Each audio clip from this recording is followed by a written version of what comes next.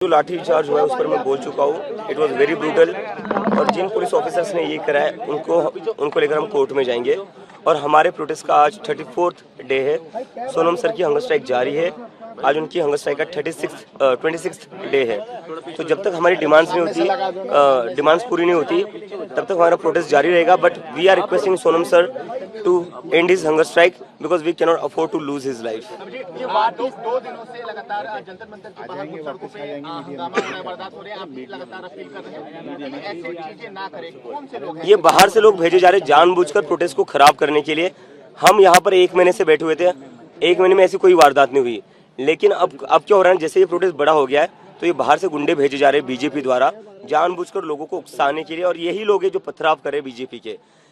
Police यहाँ पर पत्थरों के truck लाकर रखती है, बीजेपी के गुंडे आते हैं, वो पत्थरबाजी करते हैं और फिर कॉकरोच जनता पार्टी के लोगों को बदनाम करते हैं। What about the discussion? The central cabinet ministers are saying door is open. Our door is Jantar मंतर's door is also open.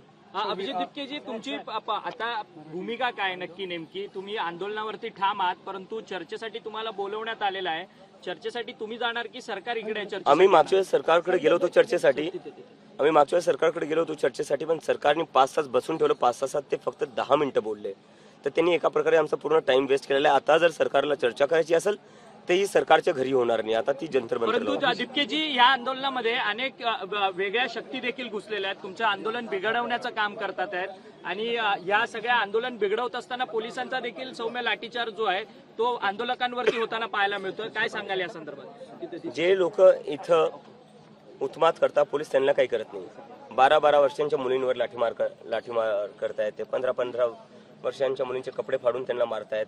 पण जे सिव्हिल ड्रेसमध्ये काही लोक दगडफेक करत होते आणि असं पाहण्यात आले की काही पोलीसवाल्यांनी सुद्धा गाड्या फोडलेल्या आहेत. तर सिव्हिल ड्रेसमधल्या पोलिसांनी गाड्या फोडल्या, त्याचे व्हिडिओ आलेले आहेत. तर पोलीस कुठं ना कुठं कॉम्प्रोमाइज आहे. पोलीस कुठं ना कुठं जे बाहेरून गुंडे येत आहेत त्यांच्यासोबत मिळून हे प्रोटेस्टला डिस्टर्ब करायचा प्रयत्न करतात. महाराष्ट्रात देखील मोठ्या प्रमाणात आंदोलन होताना पाहायला मिळतंय. मुंबईमध्ये राज ठाकरे, आदित्य ठाकरे किंवा अमित ठाकरे हे सगळेजण आता आंदोलनात सक्रियपणे सहभागी होतात आहेत.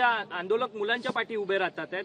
आज प्रकाश आंबेडकरांनी महाराष्ट्र बंदची हाक दिली आहे, तर परवा पुन्हा एकदा दोन्ही ठाकरे बंधू एकत्रितरित्या आंदोलन करतायत. कशा पद्धतीने या सगळ्या आंदोलनाला बघताय आणि तुमचा जाहीर पाठिंबा काय तुमचा मेसेज आहे? माझा मेसेज हाच आहे जो मी आधीच म्हणत होतो की आता वेळ आलेली आहे.